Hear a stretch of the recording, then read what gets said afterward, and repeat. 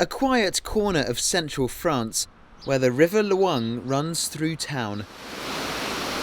Montargis is known for the network of canals which earned it the nickname of Little Venice.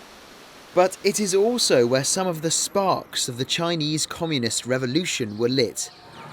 There is a museum to French-Chinese friendship here, explaining how and why thousands of young Chinese people came to France and hundreds came specifically to Montargis.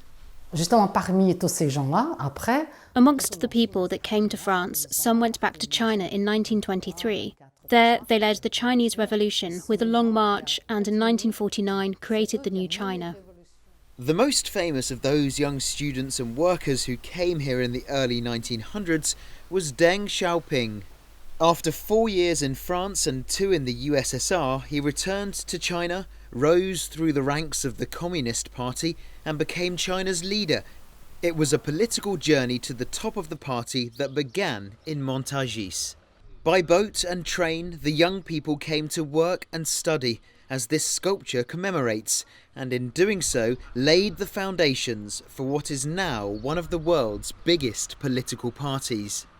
One historian thinks that these deep ties between Chinese and French people should be celebrated. Jean-Louis Rizal says cultural links could help improve the current tensions between Paris and Beijing. Aujourd'hui, nous avons des régimes différents. We have different governments in the world. The one in China isn't the one in France.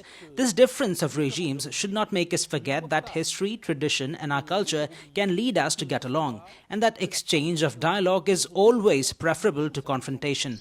For the people in Montargis, life is starting to return to normal as COVID-19 restrictions are eased. 100 years ago, life was different, and this is a place of special significance for China. It may be a small town, but it comes with a big history.